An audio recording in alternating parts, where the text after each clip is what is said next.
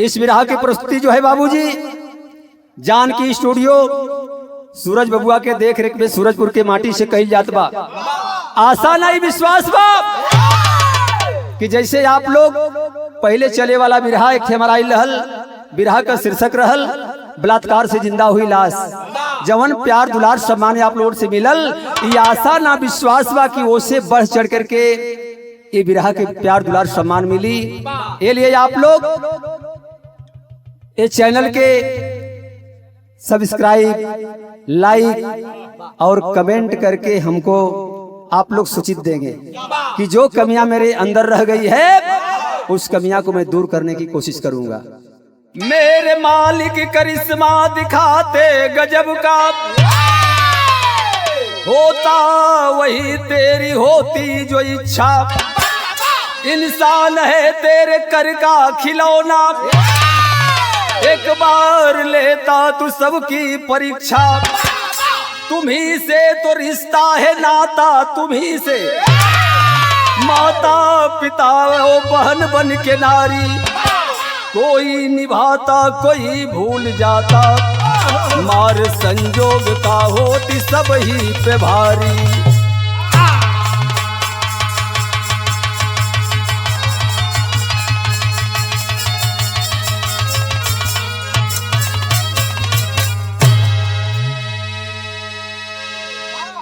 कवि के कलम के माध्यम से संकेत है दुनिया वालों को, लिखा गया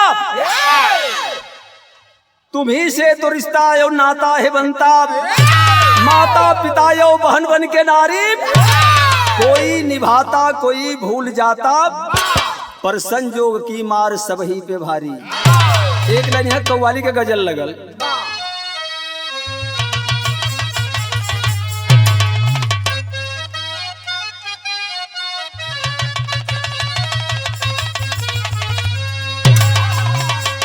अरे दिखा दे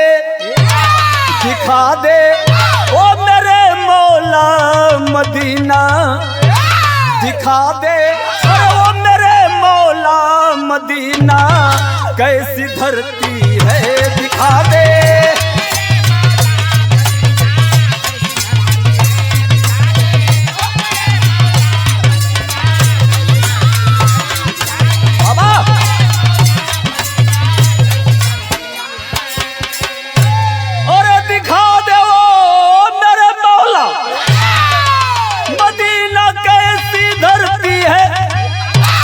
मदीना कैसी धरती है, मदीना कैसी धरती है, जहाँ पर रात दिन मौला तेरी रहे मत बरसती है, जहाँ पे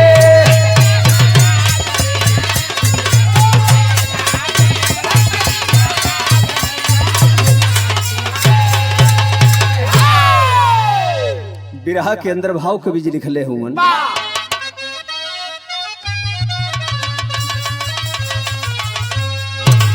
कहाँ पे कब क्या हो जाए,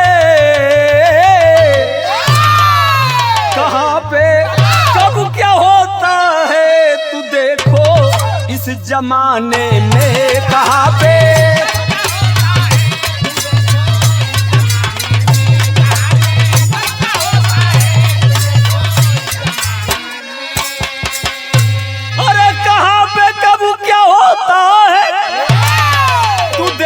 इसी जमाने में, तू देखो इस जमाने में, तू देखो इस जमाने में, शर्म से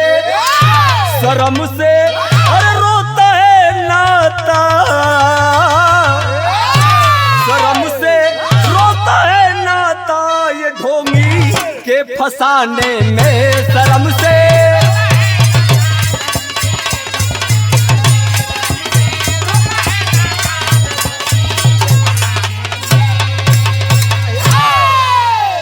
कवि का कहना है कहाँ पे कब क्या होता है तू देखो इस जमाने में, शर्म से रोता है रिश्ता ढोंगी के फसाने में। यहाँ से शहर के माध्यम से धीरे धीरे विरह की शुरुआत हुई।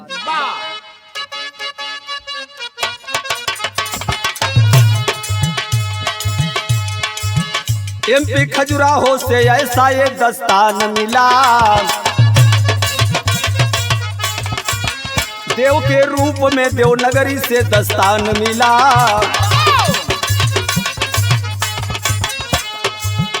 कौशल कौशिक जो एक लौता प्यारा लाल रहा, पढ़ता इंटर में धंधाने से खुशहाल रहा।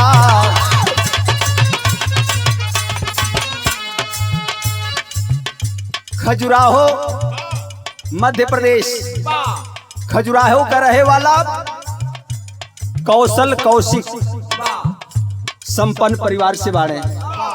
इंटर का पढ़ाई खजुराहो में कैले हुवन, आगे का पढ़ाई करे खातिर आगरा यूनिवर्सिटी में पहुंचल हुवन।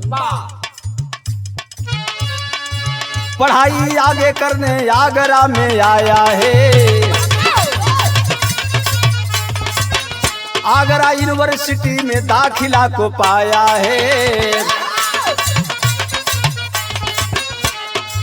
देखिए कितना बढ़िया संजोग, मध्य प्रदेश में भोपाल, मध्य प्रदेश में खजुराहो, खजुराहो का रहे वाला कौशल कौशिक और आगरा यूनिवर्सिटी में एक उनका दोस्त मिलल बा जो भोपाल मध्य प्रदेश का रहने वाला था। पढ़ाई करने तब वो आगरा में आया है,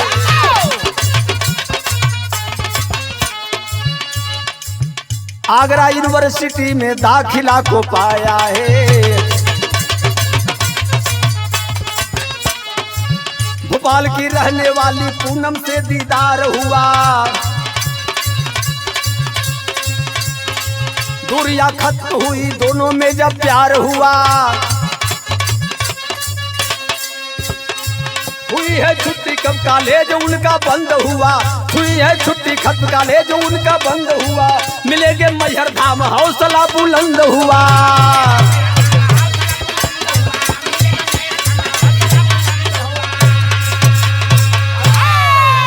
ए बाबू, खजुराहो का रहे वाला कौशल कौशिक और भोपाल शहर का रहे वाली या अगल बगल के गांव का रहे वाली एक लड़की जो का नाम पूनम बतलावल गई। दोनों जब पहुंचल होन आगरा यूनिवर्सिटी में तैयारी करते होन, पढ़ाई चलत बा। धीरे धीरे धीरे धीरे दोनों में नजदीकियां बढ़े लगल, परिचय भयल। कहल जाला कि गांव से बाहरा गेले पर गांव का दीवार भी लड़े लगे ले। जब दोनों में मालूम हो गया कि तू खजुराहो का रहे वाला बाड़ा, हम एमपी भोपाल का रहे वाला बाड़ी, नजदीकियां बढ़ने लगी। धीरे धीरे धीरे धीरे एक साल का सेमेस्टर खत्म भइल बा, दोनों का स्कूल बंद हो गया। स्कूल बंद हुआ, एक दिन पूनम कहले बा, कहो अब तो तुहार रहिया अलगे बा, हमार राह अलग हो गई बा, अब हमहन के मुलाकात कैसे हुई। कहले बा कौशल की देखा यहाँ तो हमन के कॉलेज बंद होत बा, घरे चल जाइए, अपने अपने घरे चल जाए। फिर 3 महीना के बाद सेमेस्टर शुरू हुई, तब मुलाकात हुई। ऐसा करा कि मैहर माई के धाम पर मेला लगे वाला बा, नवरात्र के समय सामने आवत बा, लोग जइहन, तू अपने घर से जो आ सकते हो तो हम अपने घर से आज मुलाकात वहां हो जाए। आज दोनों लोग यही बात के तैयारी कैले होन कि हम मैहर धाम में मिलल जाए। जब मैहर धाम चलते उसमें के भाव दिया गया।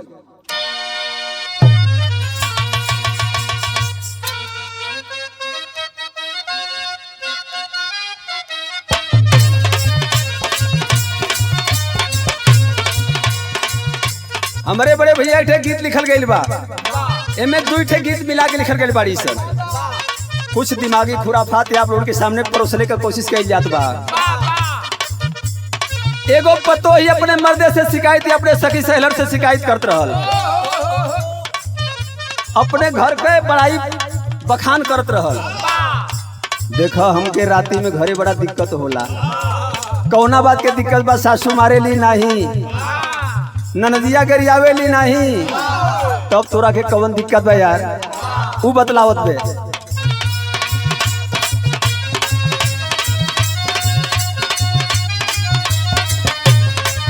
कहले बा कि घरवा में जानी बाड़े हमके बोली बोले ले, वो बोली ऐसा वैसा नहीं थे, बोली बोले थे बात कहे ले। काम चली प्राइवेट से ना सरकारी चाहेला।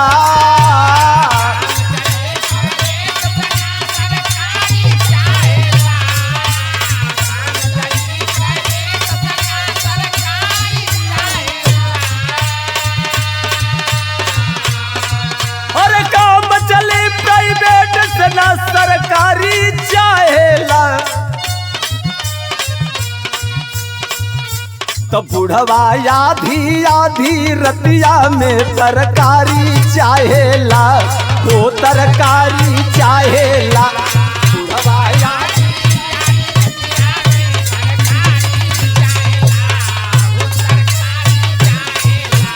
अरे भैया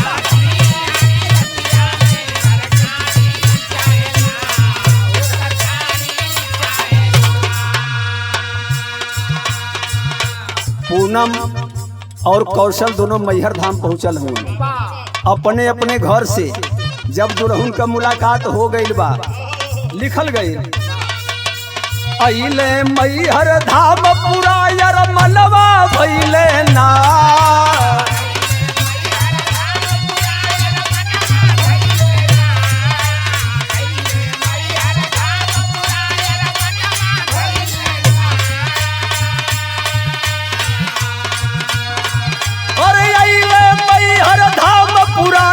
मनवा भइले ना। त जैसे चाँद चदनिया दोनों के मिलनवा भइले ना, हो मिलनवा भइले ना।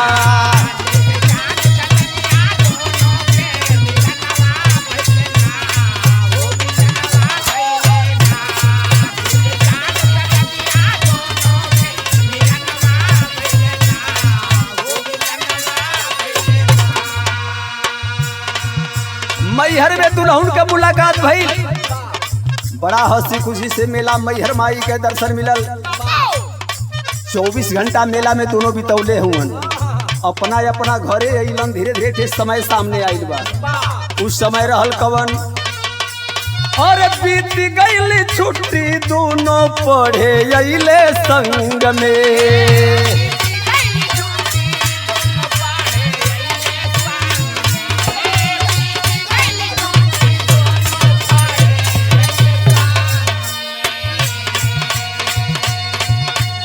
खूब पढ़ाई रगले प्रेमावा के रंग में।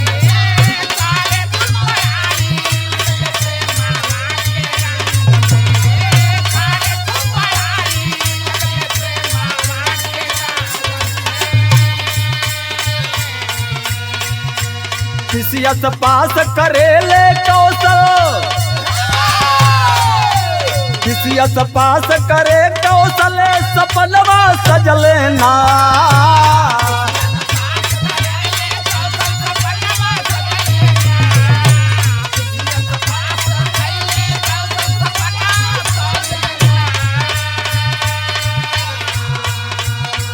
पीसीएस पास करे कौशल, सपनवा सजले ना। तो जैसे चाँद चकोरिया दोनों के मिलनवा भइले ना, ओ मिलनवा भइले ना। जैसे चाँद चकोरिया दोनों के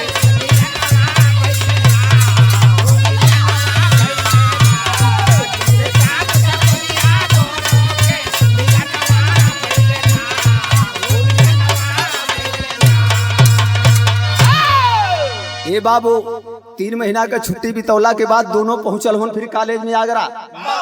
अगल बगल के रूम लेके हॉस्टल में रहत हुन, दोनों बड़ा मन लगा के पढ़ाई करत हुन। जब अगला साल बीतल, सेमेस्टर पूरा भइल बा, वही बीच में नीट के एंट्रेंस निकालल गई। बाहरे मालिक संजोग था, कौशिक जो है पीसीएस की परीक्षा पास कर लेता है, लेकिन वही कॉलेज में वही सब्जेक्ट के पढ़े वाली जो पूनम बाबू फेल हो गई। जब फेल हो गई मन बड़ा दुखित बा। कौशल कहल कि देखा हमार तुहार जोड़ी बना के भगवान माई मैहर वाली भेज दिली धरती पर, चाहे नौकरी तू करा चाहे हम करी, चाहे तू कमा चाहे हम कमाई, अगर 2 जाने में 1 जानी कमाई ली तो उनके जीवन प्रवृत्ति बड़ा बढ़िया से चल जाई। ए बाबू पूनम संतोष कैले बा, दिल के धाड़स बधावत बा कौशल, बेचारी संतोष कर लेती है। लेकिन 2-4 दिन 10 दिन जब बीतल, एक दिन रात की बेरा पहुंचल बा पूनम के पास कौशल, और कौशल के समझा के ठीक बात कहे लगल। यहाँ फिल्म का गीत लगल।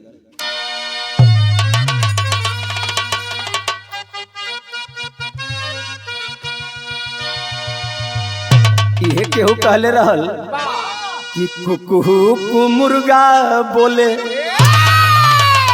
इहो एगो मेहरुए के सजाए रहल।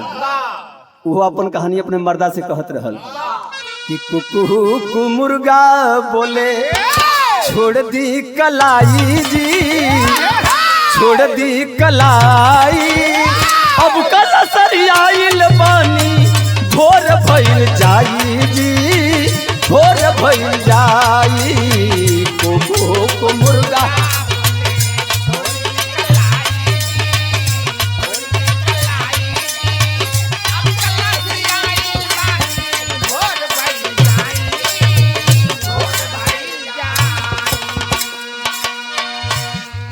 कौशल पूनम के समझा के कहत बा।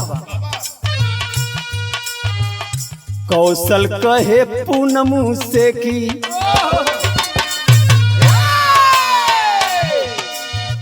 कौशल कहे पूनम दूर गइल मजबूरी बा, गइल मजबूरी बा, अरे जिंदगी में बढ़े खातिर पढ़ल जरूरी बा हो, पढ़ल जरूरी बा।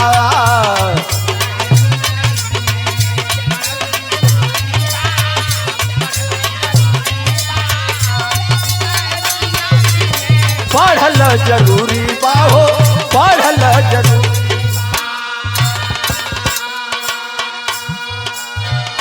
ए पूनम, अब ऐसे आगे नौकरी खातिर अब तो एग्जाम निकालल गई है ना, हम परीक्षा में बैठले का हकदार भइली हैं। लेकिन पीसीएस का परीक्षा, आईएएस का परीक्षा, आईपीएस की परीक्षा बड़ी टफ हुआ करती है बाबूजी। कौशल कहता कि परीक्षा के पास करे खातिर हमके आगरा यूनिवर्सिटी छोड़ के कहीं जाए के पड़ी। एले की जिंदगी में बढ़े के बाद तो पढ़े के पड़ी। पूनम बाबू, दिल को धीर नहीं आ रहा है कि आज मेरा साथी मुझसे दूर होने जा रहा है। न जाने भगवान फिर अगले किसी मोड़ पर मिलेगा कि नहीं मिलेगा। दिल में दगदगी वाले की जब बार बार एक के बाद कहत बा कौशल कि अगर जो पढ़ना है तो हमको और तुमको जुदा होना होगा। लिखल गयल, आ गया भोपाल कौशल करे ले पढ़ाई,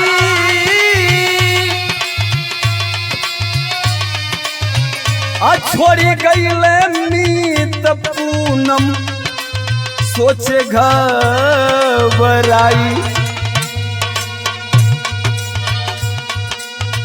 तब वो सोचे धीर धके, तब वो सोचे धीर धके, बात सच पूरी बा, बात सच पूरी बा, अरे जिंदगी में बढ़े खातिर पढ़ल जरूरी बा हो, पढ़ल जरूरी।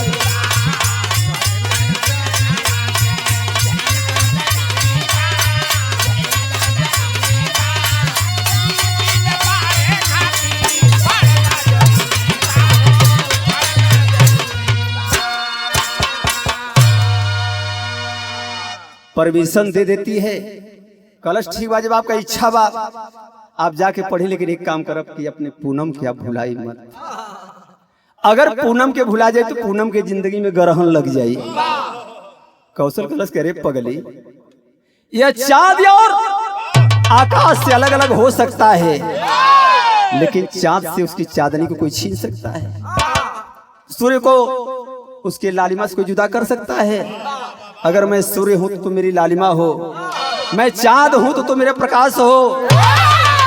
ये बाबू तरह तरह का विश्वास दिला के बाद पूनम अपना हाथे से बेग थमोले वाले जी जाइए आप जहां पढ़ब, लेकिन दिन में तनाले की सजिया के 1 मिनट खाते काल हमरा के कह दिल कर। बिचारी जो है अधीर मन में धीर धके आज अपने होने वाले प्रीतम को विदा कर देती है।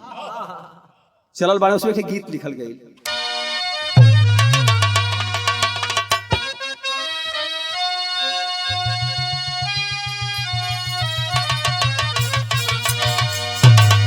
रामबलन भैया यहाँ फिर एक मेहरारू को विपत्ति आ गई। वो मेहरारू अपने ससुरा में चाहे नैहरे में करो दूसरे मेहरारू से कहत रहा। कितना बताई हमके कितना दिक्कत का सामना करे के पड़ेला।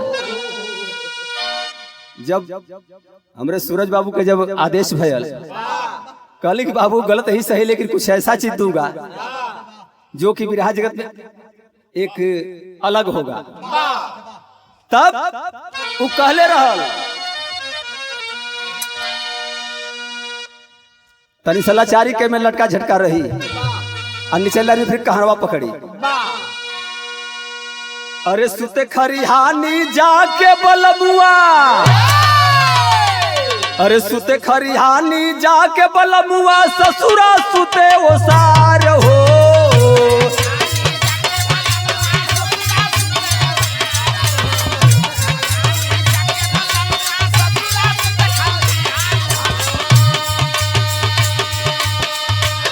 सखी कहले बा अरे तोर सैया नील गाय अगोरे खातिन जाके खरिहाने में सुते ले। ससुरा बूढ़ बाग रे घरे द्वारे सुतत बा, घर घरे कौन दिक्कत बा। कलश के तने बात ना बा, का बात बा बतलावत बे। सुते खरिहानी जाके बलबुआ ससुरा सुते वो सारया धीरतिया में, आधी रातिया में कहे बहुवर बथत बा का पार। आधी रातिया में कहे बहुवर,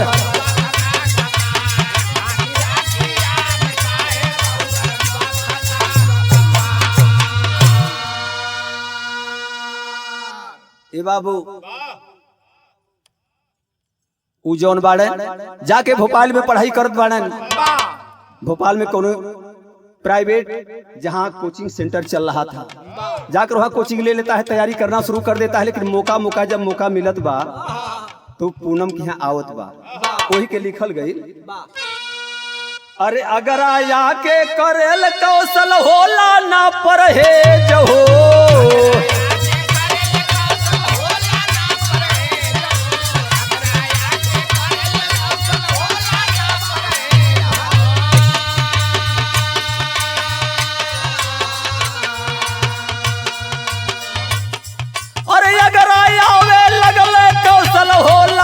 परहेज वही सकुल तो वही स्कूल की चौकी के बनौले दोनों से, वही स्कूल के चौकी के।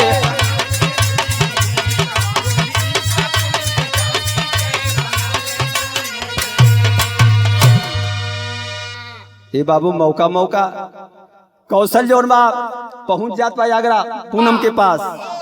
अब दूरी और नजदीक में बदले लगल। कवि जी लिखले हुमन कि कुछ दिनों के बाद जो है दोनों में रात रंगीन होना भी शुरू हो गया। जो दूरियां थी भी दूरियां खत्म हो जाती है। साझी की बेरा अगर आप पहुंच जा रात भर रहे सुबह पर आप भोपाल की तैयारी कर दे। तब यहाँ फिर गीत दिहल गई।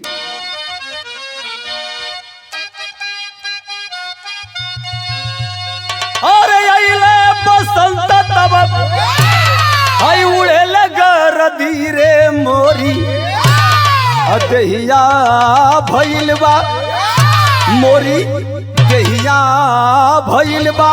अरे पिया रहा धीरे मोरी दहिया भइल बापी।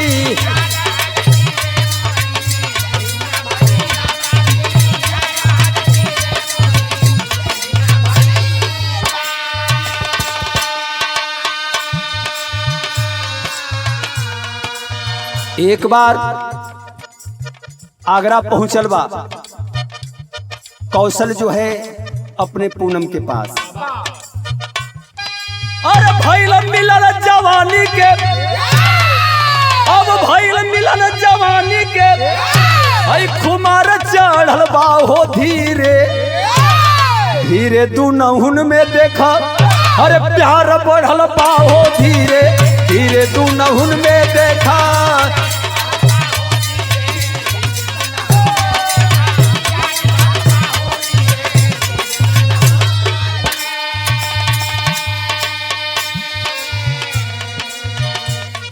दूरियां बढ़ती गई, लेकिन दिल जो है दिल के करीब आता गया।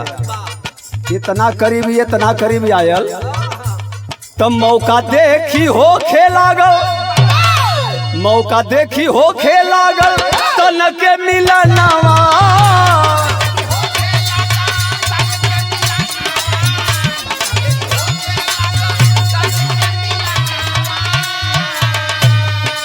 तौले वही बीचवा में, वही बीचे पड़ गईले दूध में जो रनवा।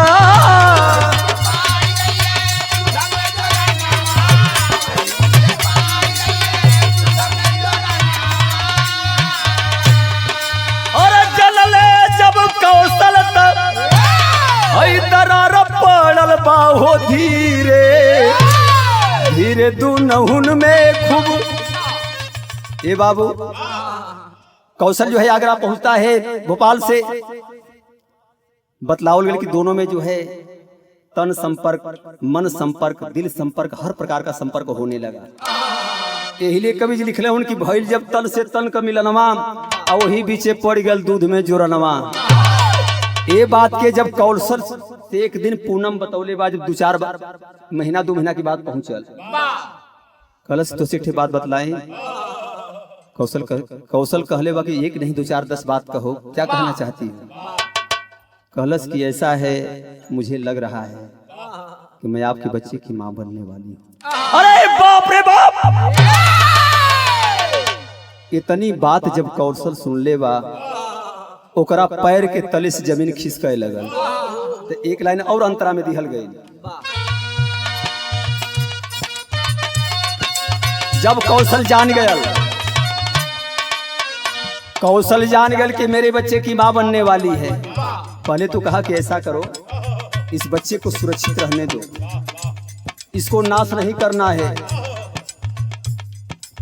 समय आने पर मैं तुमसे शादी कर लूंगा, तुम बच्चे की मम्मी बन जाना, मैं बच्चे का बाप बन जाऊंगा। लेकिन ये बाबू दिल के अंदर तो कुछ और बात है। तो रास्ता बदली दिहले, रास्ता बदली दिहले, अरे बदलल ईमान हो।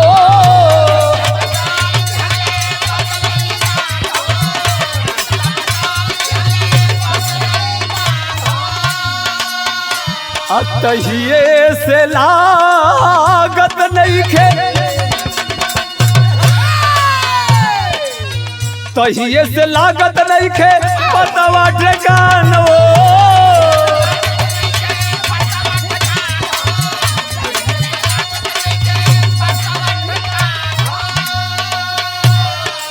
अरे बोझल नैया पूनम के हई मजधार पड़ल बाहो धीरे धीरे दुनहुन में खूब, अरे प्यार बढ़ल बाहो धीरे। ये बाबू कौशल सांत्वना दिया, हिम्मत दिया, साहस दिया, प्रलोभन दिया, विश्वास दिया, सब काम किया, ठीक किया। लेकिन बाबू विश्वास दिया, यही काम ठीक नहीं किया। और वह दिने से सुबेरा की बेरा जब पूनम से विदा होके जब चलल बा भोपाल खाती, जो ही रूम से बाहर निकलता है बाबू अपनी मोबाइल को स्विच ऑफ कर दिया। कुछ दूर आगे गयल, सिम को तोड़ करके फेंक दिया। रही बांस न बजी बांसुरी। कवि जी बतलौले हुन कि वह दिन से जब लौट के गयल भोपाल, तो बात करना तो दूर, अता पता भी एकदम सब कुछ भूल गया। रूम का पता चेंज कर दिया। धीरे धीरे समय बीते लगल। यहाँ बिरहा के अंदाज लिखल गई।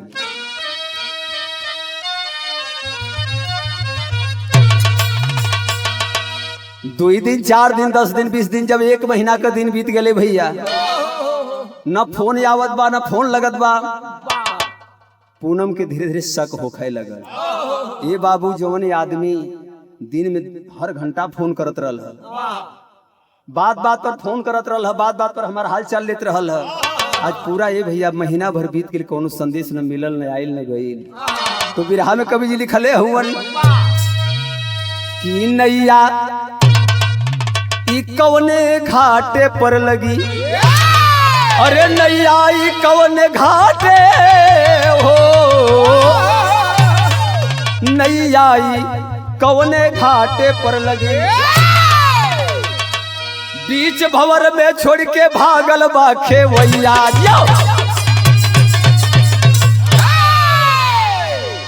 बीच भंवर में छोड़ के भागल बा खेवैया, नैया कौने घाटे पर लगी। पूनम रोता कि भगवान हमारे तरह जबरदस्त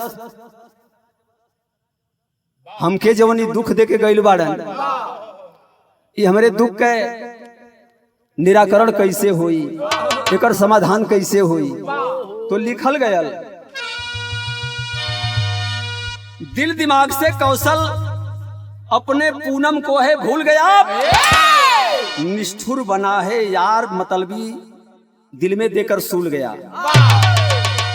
अपने पूनम को भूल गया और निष्ठुर बनकर के दिल में, जिस दिल में फूल बिछाता था उस दिल में सूल दे करके गया है बाबू। बीत गया जब 8 महीना, पूनम की बिगड़ी है हाल। फोटो लेकर पता लगाने पहुंची आगरा से भोपाल, एक के निशानी रहल फोटो। वो फोटो के लेके बाबू इतनी जानत रहल कि आगरा के अंदर कोनो कोचिंग बा, वो कोचिंग सेंटर में वो पढ़ाई करत रहूंगा। भोपाल पहुंचल बात भइल का, दर दर भटकी 20 दिनों तक, पता नहीं चल पाया है। आ गया प्रसव काल, 9वां महीना नियर आया है। 8 महीना बीत गई रहल, पता लगावत लावत कि चली कहीं मुलाकात हो ही जा, हो सके कोनो मुसीबत में फसल होखन की याद न आवत होखे। जाके भोपाल में गली गली खोजती है बाबूजी, लेकिन कहीं भी कौशल का पता नहीं चला। पूनम लाचार हो जाती है। इंतजार करते करते करते करते 8 महीना बीता, 8.5 बीता, 9 महीना बीत गया ये बाबू। अब अंतिम समय में आ गया है प्रसव का। तब सिटी नर्सिंग होम में जाकर, सिटी नर्सिंग होम में जाकर बच्चे को जन्म दिया अकेले में। पूनम मन में सोच लिया मैं पड़ूंगी नहीं झमेले में। उसी भोपाल के बगल में एक एनएम या जीएनएम एक प्राइवेट नर्सिंग होम खोलकर चलाती, जिसका नाम सिटी नर्सिंग होम दिया गया था। घूमते घूमते देखती है कि नर्सिंग होम का बोर्ड लगा हुआ है, मेरा प्रसव काल करीब है। 1 हफ्ता पहले जाकर के उसी नर्सिंग होम में भर्ती हो जाती है। उस नर्सिंग होम की जो इंचार्ज थी, इसका नाम निर्मला बतलाया गया। निर्मला से कहती है, दीदी देखो तुमको जितना पैसा लगेगा, जितना पैसा लेना होगा मुझसे पैसा ले लेना, मेरी राज को राज बना करके रखना है, मुझे बच्चे को जन्म देना है। निर्मला के बहू पैसे खातिर तो कुल काम होत बा, कुल कहानी बा। निर्मला कहती तुम रहो और तुम्हारी डिलीवरी हो जाएगी, जच्चा बच्चा तुम यहाँ से चले जाना। तब लिखी है चिट्ठी पूनम, तब लिखी है चिट्ठी पूनम, तब ममता तार तार हुई। बच्चे के सिरहाने रख अस्पताल से तुरंत फरार हुई। औले बिरहा गाँव चलनी, बिरहा कहिए मोड़ रहल। ए बाबू भोपाल पहुंचल बा, जब अता पता नहीं खे लगत कौशल का। पूनम जाती है सिटी नर्सिंग होम में, निर्मला नर्स से मिलती है। दीदी जो भी पैसा लगे मैं पैसा दूंगी, पैसा मेरे पास है, मेरी डिलीवरी होनी चाहिए। ये बाबू संजोगवश बाहर मालिक नॉर्मल डिलीवरी होती है, डिलीवरी होती है 8 बजे रात को। धीरे धीरे समय बीते लगल, 12 साढ़े 12 बजे रात तक वह नर्स जो है पूनम के साथ रहती है निर्मला। जब हर तरफ से मामला नॉर्मल हो जाता है, जच्चा बच्चा दोनों सुरक्षित हैं, निर्मला कहती दीदी देखो मैं सुबह से ड्यूटी कर रही हूँ, मुझे भी थकान लग रही है, तुम ठीक हो कोई बात नहीं है, तुम बच्चे के साथ यहाँ आराम करो, मैं अपने रूम में जा रही हूँ आराम करने के लिए। जब वो अपने रूम में निर्मला गई आराम करे खातिर, वही समय पूनम के दिमाग में एक बात आई। पूनम सोचले बा कि ये लड़कवा हमारे साथ रह ही जाई तो हमारे गरे का फसरी बन जाई। ऐसा काम कुछ करे के बा कि लड़का के मारे के भी ना पड़े और हमारे साथ रहे के भी ना पड़े। पेन और कागज उठा लेती है, एक चिट्ठी लिखती है निर्मला के नाम से, दीदी देखो मैं ये काम करना नहीं चाहती हूँ, लेकिन समाज के डर से, समाज के प्रकोप से बचने के लिए मुझे एक कदम उठाना पड़ रहा है। मैं बच्चे को यही छोड़कर जा रही हूँ, चिट्ठी लिख दे रही हूँ, इस चिट्ठी को पढ़ लेना, तुम्हारी इच्छा, तुम्हारे मन में जो भी आवे करना चाहे, बच्चे को मार देना या कहीं फेंक देना। मैं माँ हूँ, मैं बच्चे को अपने हाथ से मार नहीं सकती, लेकिन तुम तो इस बच्चे की माँ नहीं हो, तुम तो कुछ भी कर सकती हो सके तो मेरे बच्चे को किसी अनाथालय में डाल देना। अगर केहू इच्छुक होखे जेकरे पास भगवान औलाद न दिले होखे, उसको तुम इस औलाद को दे देना। मैं अपने साथ रख करके जमाने का ताना और मेहना नहीं सुनना चाहती हूँ। ये बाबू चिट्ठी लिख करके जैसे ही 12 बजे रात में निर्मला अपने रूम में गई बाड़ी, वही समय 1 बजे रात में वहां से भग चलती है। पूनम छोड़ दी अपने नवजात शिशु को उसी बेड के ऊपर। 1 घंटा 2 घंटा 3 घंटा बीतल, आज अभी तो 6 घंटा पहले लड़का पैदा भइल बा। बाबू लड़का को जब भूख सताने लगी, लड़का चिल्लाना शुरू कर देता है। लड़का रोवत जात बा, रोवत जात बा, रोवत जात बा, अंदर से कोनो आवाज नहीं खयावत। निर्मला का नींद टूटल, बच्चा रो रहा है लेकिन अंदर से कोई आवाज नहीं मिल रही है।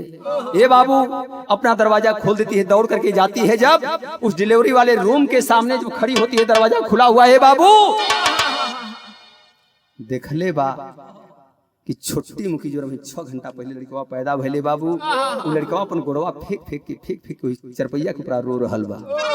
जा करके जब महतारी के ना देखले बा, निर्मला पूनम के ना पौलस, झट से अपने गोदी में उठा ले हले बा।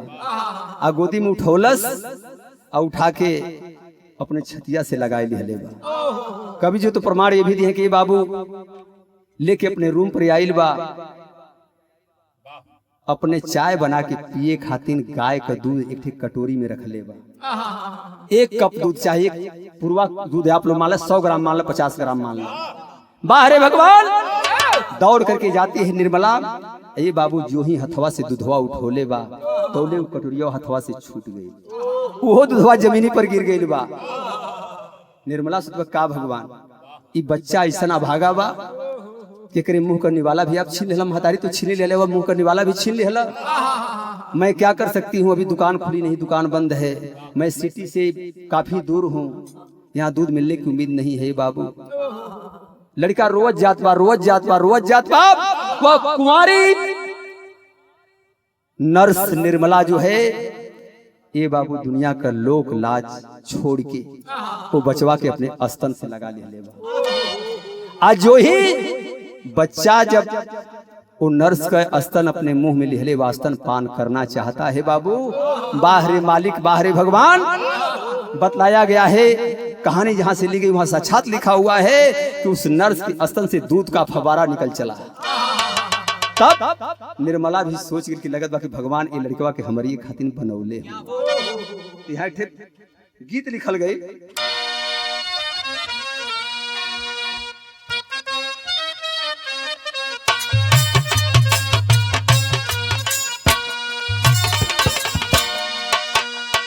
एक गीतिया के माई बहन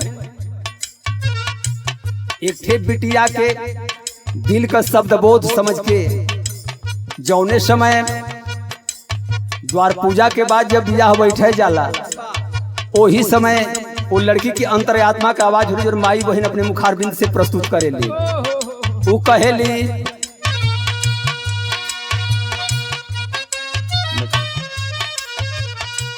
कहे कि अरे झाझरी मड़ौआ जनी छवई है बाबा हो, अरे झाझरी मड़ौआ जनी छवई है बाबा हो, लागे सूरजवा के ज्योति हो।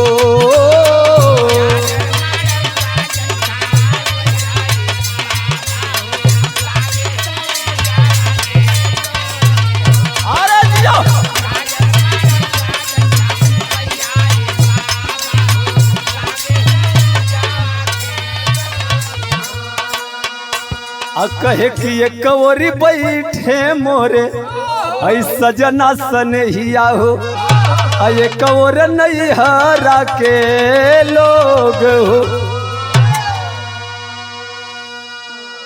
तो कुछ देर बीतल रोवे हर सुगनवा, अब कुछ देर बीतल रोवे आल्हर सुगनवा हो, केहू सुनवैया नहीं बाय हो।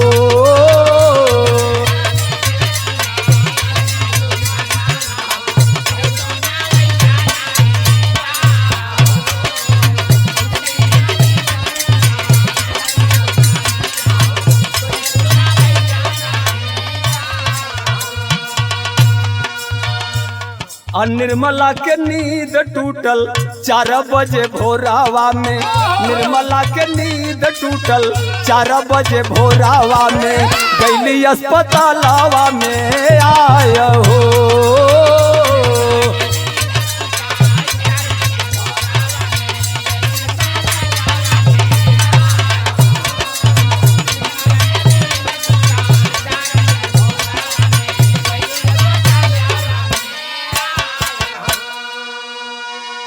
तो बचवा अकेल रोवे हई गोड़ पीटी पीटी।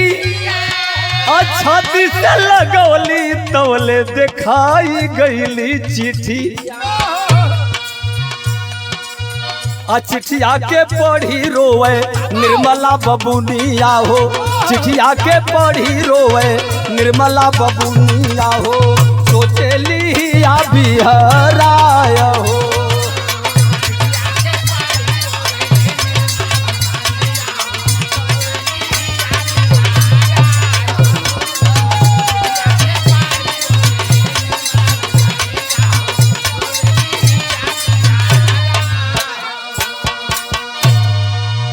वह कुंवारी निर्मला नर्स जो है बाबूजी एक प्रण ले लेती है।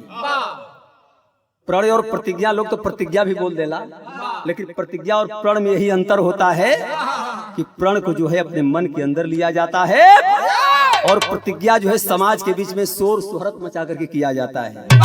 तो प्रण लिहलस का प्रण लिहलस कि करबो जतन इनके बन के महतारी। आजीवन ला शादी करबो रहबो कुंवारी। घर वाली आके अपने करली जाता नावा हो। घर वाली आके अपने करली जाता नावा हो। छतिया से अपने लगाय हो।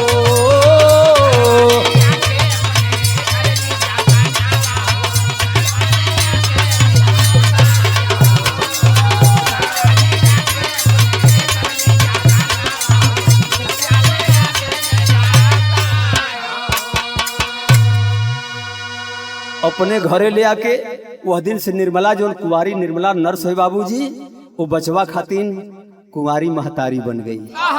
माई बन के अपन स्तनपान करावे लगल, बचवा का सेवा सत्कार करे लगल, समय बीते लगल। कितना समय बीतल बाप आप लोगों के आगे बिरहा में मिली। बिरहा में मोड़ पर मोड़ आता जा रहा है बाबूजी। केपी कॉन्वेंट में निर्मला, उसी शहर में एक प्राइवेट स्कूल है जिसका केपी कॉन्वेंट नाम रखा गया है। ये दूसरा मोड़ है विरहा का। केपी कॉन्वेंट में निर्मला दाखिला बच्चे का करवाई है। नाम रखा बच्चे का रोहन। होने लगी पढ़ाई है। लड़का 1 साल 2 साल 3 साल 4 साल 5 साल का भयल कॉन्वेंट में दाखिला हो जाता है। रोज पढ़े जाए लगल। बिना बाप का बच्चा पढ़ने जा रहा है। हुआ क्या, खेल खेल में बच्चों के संग रोहन ने मारा है पत्थर। गुजर रहे एसडीएम साहब गाड़ी पर लगा है जाकर। एक दिन का वाक्य बा, दोपहरिया में लेजर भयल छुट्टी भइल बा लड़कन के। कुल लड़का खेलत बाड़े, वही में रोहनो जोन बा 5-6 साल का भइल बा। वो मैडम नर्स का लड़का, वो लड़का ये बाबू कुल लड़का रोरी फिटकरी चलावत हुवन, लड़का चलावत हुवन। रोहन जोन बा एक ईंटा का टुकड़ा उठा के बाउंड्री के बाहर फेंक देता है। ये संजोग ही था कि उस सिटी का एसडीएम मजिस्ट्रेट जो है उसी रास्ते से स्कूल के बगल से गुजर रहे थे बाबू। और ईटा का पत्थर, ईटा का टुकड़ा जो बजा के उनके वो गेट के शीशा पर लगल, शीशा टूट गया। आज जब शीशा टूट गया तो एसडीएम साहब आग बबूला हो जाते हैं। टूट गया गाड़ी का शीशा। साहब स्कूल में आए हैं, पूछकर बच्चों से तुरंत रोहन को पकड़वाए हैं। एसडीएम साहब मैं अपने साइडो माइडो के लिए पहुंच गेलन।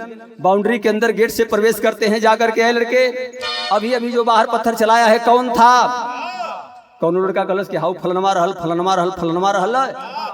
तो वही में सिटी लड़का कलश साहब बाबूजी ऐसा है कि पत्थर चलाने वाला और कोई नहीं, रोहना रहल, रोहना पत्थर मरलस। ये बाबू एसडीएम साहब गए हुवन और जाकर के उस 5-6 साल के बच्चे को पकड़ लेते हैं और एक तमाचा जड़ देते हैं। जब थपरा लगल बा, चाटा लगल बा, वो एसडीएम साहब को लड़का के रोहन जमीनिया पर गिर गयल।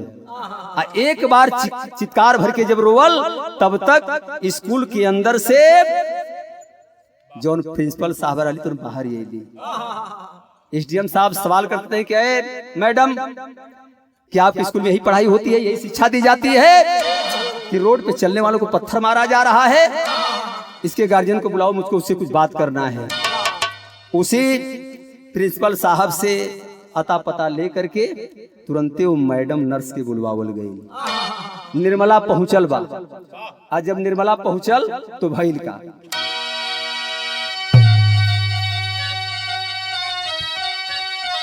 वाह भैया वाह वाह वाह वाह। अरे रोवे रोहन डर से हिले शरीरिया मनवा धूमिल बा। आ गई खबर तब आइल बा महतरिया मनवा धूमिल बा।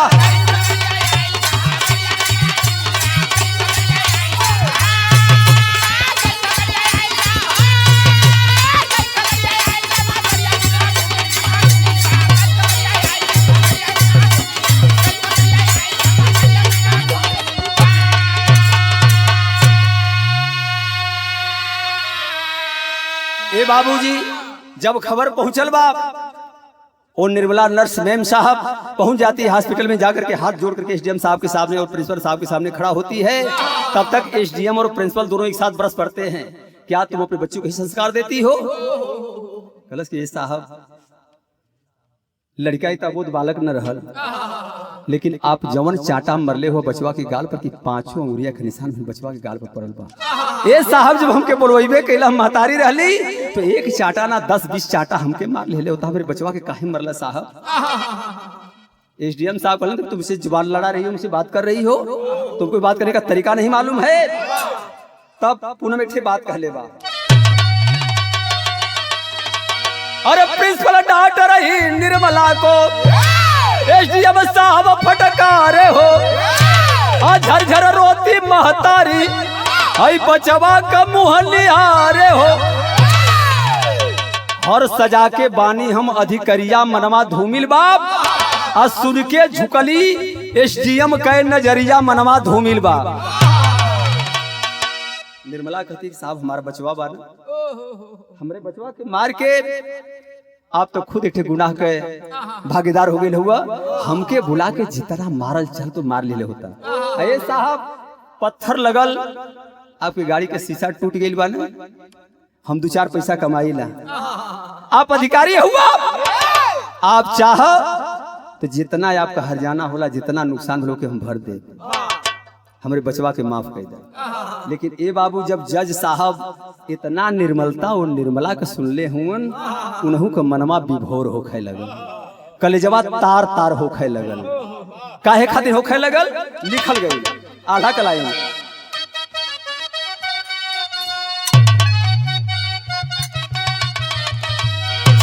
कि केतना बेदर्दी होला, केतना बेदर्दी होला, आई विधि के विधनवा भैया।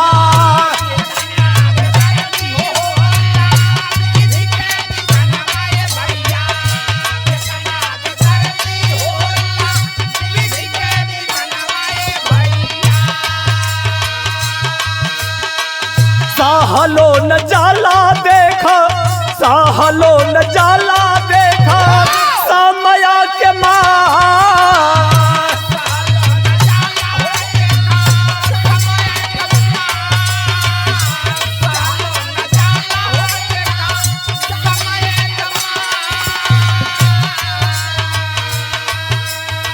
पूछे ये सटीयम तब पूछे ये सटीयम तब निर्मला बतावे हो लगली, पूछे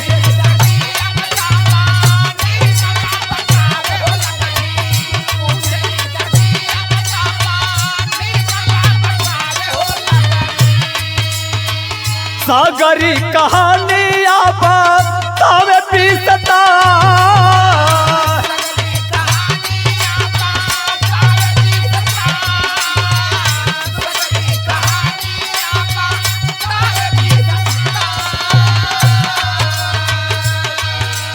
ए बाबू एसडीएम साहब निर्मला से हर बात सुनत हुवन, लेकिन दिल के अंदर बात उतरत नहीं है। एक ठे बात निर्मला के साहब हम कितना उल्टा सीधा बोलत हुवन। एक बात सुन ल, हम मोटे में बतलावत हैं कि हमार धर्म का बेटवा हो, हम एक धर्म का महतारी है। देखत हो मेरे मांग में सिंदूर ना हो, ये बचवा खातिर अपन जिंदगी हम कुर्बान कैले हैं। अब तक शादी ना कैली और मैं कसम खा ली हूँ कि मैं आजीवन शादी नहीं करूंगी। एसडीएम साहब कहले मैं कैसे विश्वास कर लूं, मैं कैसे जानूं कि बच्चा दूसरे का तुम्हारा है। ये बाबू घरे गईल बाबू निर्मला बिचारी घरे गईल, आज जब घर से लौट के आयल तो भइल का, घरवा से लाके उहे, घरवा से लाके उहे चिट्ठिया देखाई हो दिहली। घरवा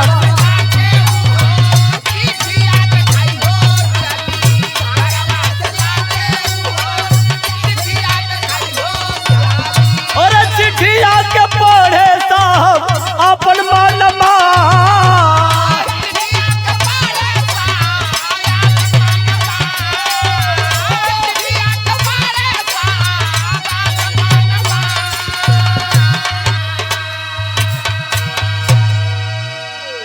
और निर्मला नर्स जो है दौड़ करके जाती है अपने रूम में।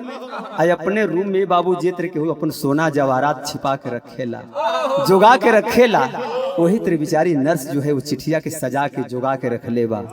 गईल अपना बक्सा चाहे अलमारी जौन भी रहल हुई बाबू खोल दे ले बा, वो चिट्ठिया के लेके आयल और एसडीएम साहब के हाथ में पकड़वा दी हलस। एसडीएम साहब चिट्ठी के पढ़े लगल हैं। आज चिट्ठी पढ़त पढ़त पढ़त पढ़त जब सबसे आखिर में गईल हुआ, आज जहां लिखल गईल बा प्रेषक पूनम। जब पूनम का नाम आइल तो जितना कुल बीतल रहल तुरंते चक्रवात के माहौल के रूप में एसडीएम साहब के दिमगवा में सब उबले लगल। तब आला नंबर 2 से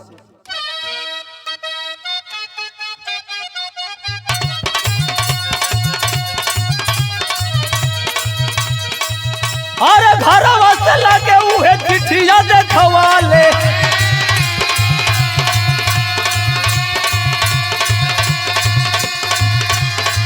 अब चिट्ठिया के पढ़े एसडीएम मनमा।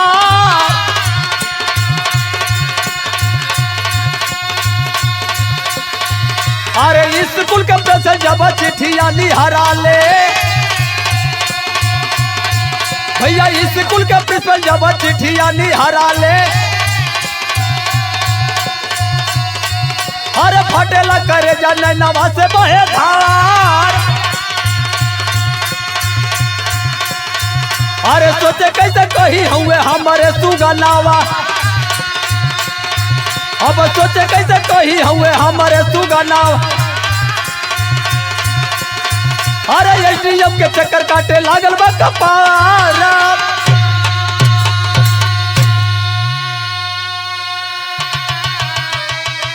ए बाबू जब चिट्ठी एसडीएम साहब पढ़त पढ़त प्रेषक का नाम जब पूनम पढ़ले हुवन, तो धीरे धीरे धीरे धीरे 10-12 साल 14 साल के जो बीतल बात रहल। कहानी के अनुसार जो 8 साल की बीती हुई बात थी, वो कहानी जो है एक्सरे मशीन जैसे आंख के सामने दौड़ने लगी एसडीएम साहब की। आज जब खिड़की से झांक के देखा थी स्कूल का प्रिंसिपल साहब, मैडम जी वो दौड़ के आखिर में कैसन चिट्ठी है, वो गईल है नरसवा घर से लेके आयल है। एसडीएम साहब देखत हुवन, पढ़त हुवन, उनका चेहरा एकदम उदास हो गईल बा। अये बाबू जब एसडीएम साहब के बगल में जाके खड़ी भइल, एसडीएम साहब चिट्ठी खोलले हुवन, जब प्रेषक का नाम जब वह स्कूल का मैडम देखती है कि पूनम लिखा हुआ है, ये बाबू हमें तो तूफान मच गया, ये हमें तूफान मच गया। एसडीएम साहब कहते हैं कि देखो अब तो जो होना था हो गया, ये बताओ तुम सच में इस बच्चे की माँ हो? कलश की ना साहब, हम तो चिट्ठी के माध्यम से बतला दे रहे हैं कि मैं कुमारी हूँ, मेरे साथ ऐसा ऐसा वाकया हुआ, हॉस्पिटल में बच्चा मुझे मिला, मैं स्कूल की नर्स हूँ, स्कूल जो इसकी महतारी है इसकी माँ है, मुझे पता नहीं, इतना ही पता है कि उसके माँ का नाम पूनम है। आज वेतनी बतिया प्रिंसिपल साहब बगलिया में खड़ी बाड़ी सुन ले बाड़ी, तो ये बाबू उनकर अखिया रुकल ना, अखिया से गंगा जमुना बह के ऊपर धारा चले लगा। एसडीएम साहब कहते हैं देखो अब इस समाज के लोक लिहाज से मुझे डरना नहीं है, अगर तुम अपने प्रण के अनुसार, प्रतिज्ञा के अनुसार इस समाज को दिखाने के लिए इस बच्चे की मां बन सकती हो, तो मैं भी इस समाज का परवाह किए बगैर मैं इसका बाप बनने के लिए तैयार हूं। अब तक मैं भी कुंवारा हूं। जो मैडम साहब कहली कह रही भैया वो तो चिट्ठी ले तू महतारी बन गई, ये चिट्ठिया पढ़ लेना तो बाप बन गई है। और मैं निचवा नाम लिखल बा पूनम। पहले बतलौली है कि केपी कॉन्वेंट स्कूल। पूनम जो है जब गई भोपाल में बाबू साल 2 साल भटकल जीविका चलावे खातिर पढ़ी लिखी लड़की थी, जब कुछ ना पौलस तब 25-50 लेकर के बटोर के पहले कोचिंग का काम शुरू कराए दिहलस। पैसा इकट्ठा भयल तो साले 2 साल 3 साल से एक छोटा सा कॉन्वेंट चलावे लगल और ओकर नाम रखलस केपी कॉन्वेंट। के से कौशल और पी से पूनम। अभी वह पूनम भूली नहीं बाबूजी, जो वह स्कूल की मैडम थी, प्रिंसिपल साहिबा, कोई और नहीं उस बच्चे को जन्म देने वाली उसकी मां पूनम थी। जब आइल हाथ जोड़ के खड़ा हुई कलश की ये सरकार आपे न कौशल हुआ। अरे तुमको मेरा नाम कैसे मालूम? आज जब पीछे मुड़ के देखले हुवन एसडीएम साहब, ये बाबूजी एक झलक देख लेला अपने दुल्हन चाहे अपने दुल्हा के या अपने किसी चाहने वाले को, और नहीं भूलता है। अजय साल 2 साल साथे रहल होके, एक दूसरे पर जान न्यौछावर कैले होके। एसडीएम साहब जब सकलिया देख लेन पूनम की, तो पूनम लग रही है, तुम पूनम हो। इतनी बात सुनलस जब पूनम, वो प्रिंसिपल साहिबा जाके एसडीएम साहब को गोड़वा छान लिहलस। छान लेने वाली कहलिस कि देखिए साहब ई तब नर्स जो बात पालन पोषण के आप राउर का मेहरारू बन जाइए, लिखवा का महतारी बन जाइए, हमार नैया कौने किनारे जाके लगी। एसडीएम साहब भौचक्के खड़े हैं, समझ में नहीं आ रहा क्या फैसला लिया जाए।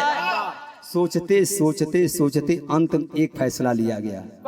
इसी पर मैं बतला रहा हूं, मेरे बिरहा का शीर्षक है कुदरत का इंसाफ, 2 माई 1 बाप। ये बिरहा का शीर्षक होगा। अंतिम लाइन में लिखल गए,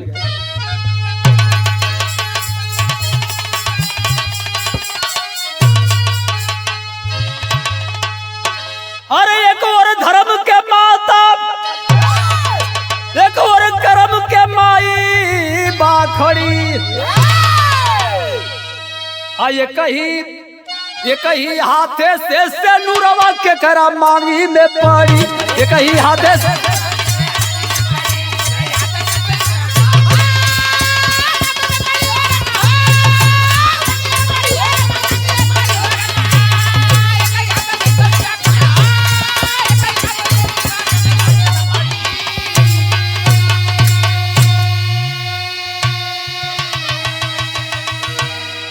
एसडीएम साहब कलम देखा, अगर तुहन लोगों के कोनो एतराज न हो तो हम फैसला सुनाई। प्रिंसिपल मैडम भी कहती है सरकार आपका फैसला सिरोधार्य है, सर्वमान्य होगा। नर्स भी कहती है मान्य होगा। कहलन तुहन लोग कोनो गुरेज न होखे, कोनो एतराज न होखे, तो मैं अकेले दोनों से शादी करने के लिए तैयार हूँ। इसलिए एक जन्म देने वाली कर्म की माँ है तो दूसरी धर्म की माँ है, मैं किसी को छोड़ नहीं सकता हूँ। ये बाबू सब लोग तैयार हो गए, दोनों माई तैयार हो गए, एसडीएम साहब तैयार हो, तैयार हो तो बिरहा में लिखल गए, अरे निर्मला यो पूनम, निर्मला यो पूनम, दोनों पेन्हली पियरिया, शंकर जी के मंदिर में जा घुमली भवरिया। शंकर जी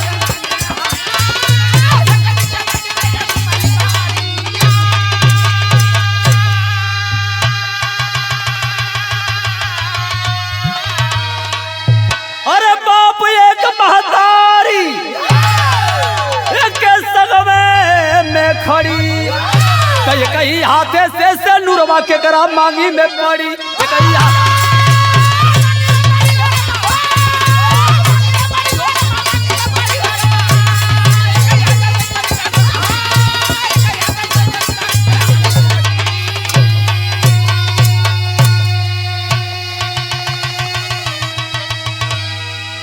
यही से मेरी कहानी खत्म हुई।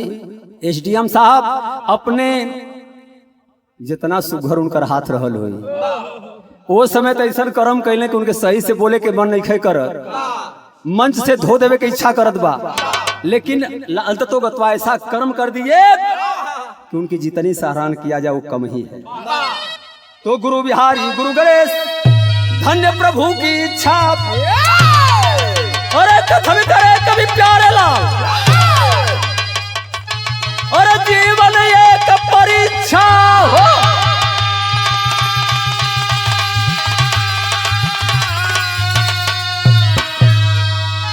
नैया ई कौने घाटे पर लगी, नैया ई कौने घाटे पर लिखी, लेखनी रामा क्या के खुदाई है गवैया, नैया ई कौने घाटे पर लागे।